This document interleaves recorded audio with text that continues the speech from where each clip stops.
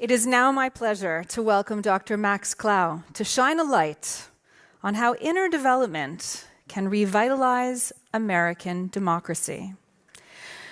More than 2,500 servant leaders have graduated from his programs, and he believes that anyone seeking power must be able to balance the polarity between light and shadow within themselves. To the center stage, please help me welcome Max.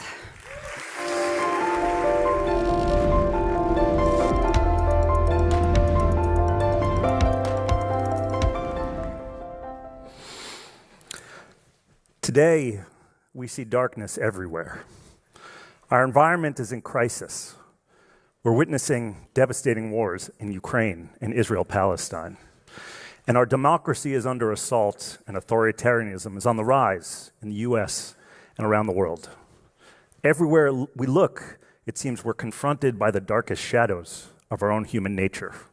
Our greed, our hatred, our ignorance, our fear, our own arrogance, our belief that some of us are morally superior and justified in trying to control and dominate others. In my own country, the United States, the situation is particularly alarming and particularly heartbreaking.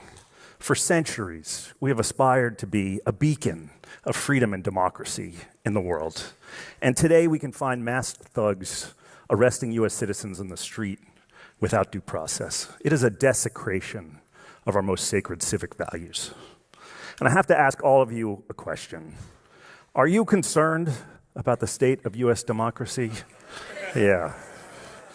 It's a scary time. And it's reasonable to ask, how do we work with all of this darkness? How do we confront this darkness that is so powerful and everywhere? Is there work we can do to find our way back to the light? And can we deploy that work in ways that renew and restore our democracy? I believe there is. And I'm here to share a story about an organization that is doing that work. So my entire life's work has been about refining an approach to inner development at scale. And over the course of years of experimentation, I've arrived at a model that I call the flame.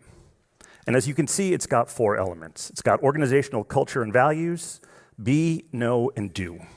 It is a model that illuminates the relationship between inner development and civic impact, between our being and our doing. Now, I arrived at this model before encountering the IDGs, and when I first saw this guide, I was amazed at the similarities. And it's clear to me that the flame is really a manifestation of the same global movement to bring focus to inner development.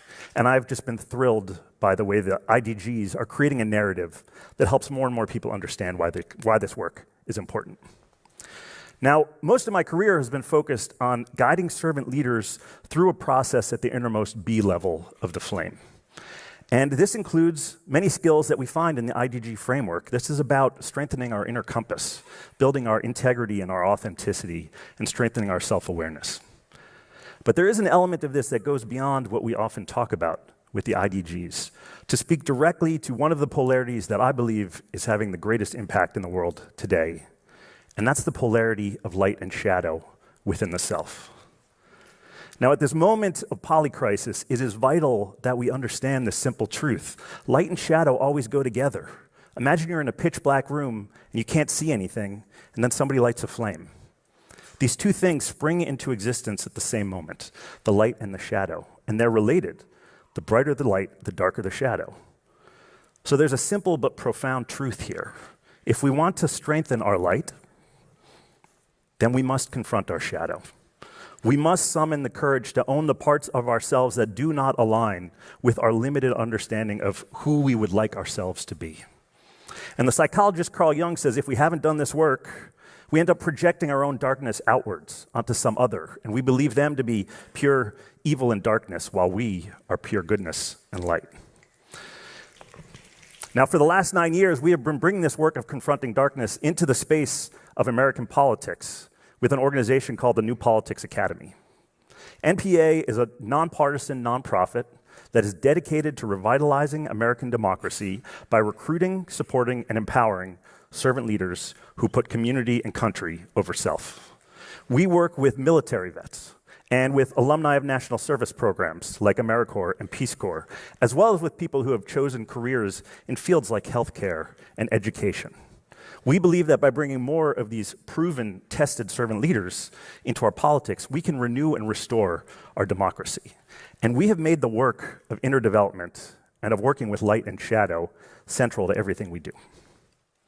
So let me share a story that captures the power of this work.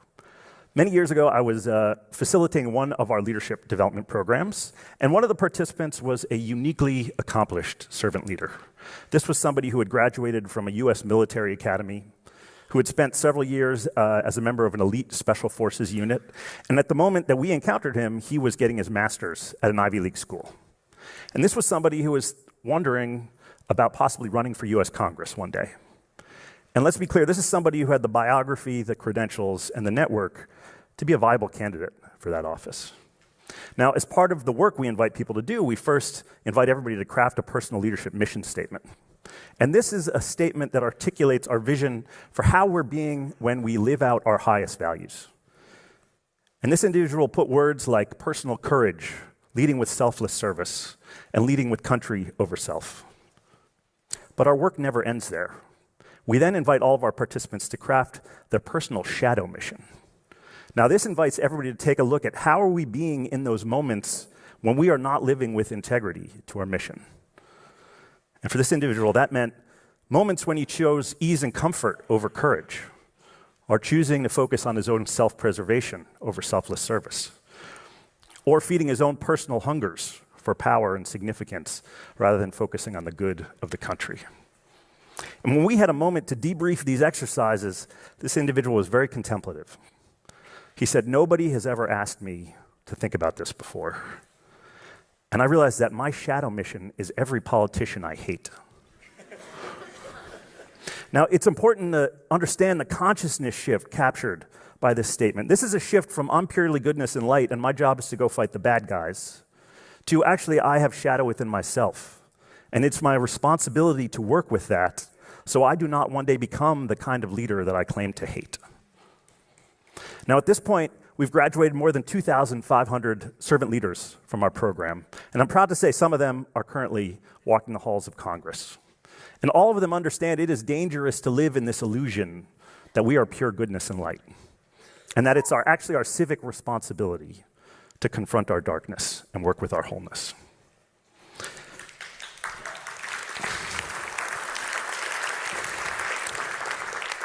Now, Carl Jung, who wrote a lot about shadow, says, "We do not become enlightened by imagining figures of light, but by making the darkness conscious."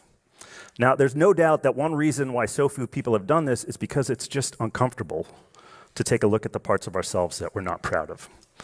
But surely another reason why so few people have done this is because there are so few organizations that know how to invite people into this work and then guide them skillfully through it and do that at scale.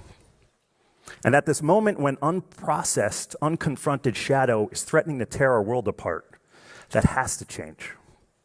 So I'm here to offer an invitation to each of us as individuals and to us as a global movement.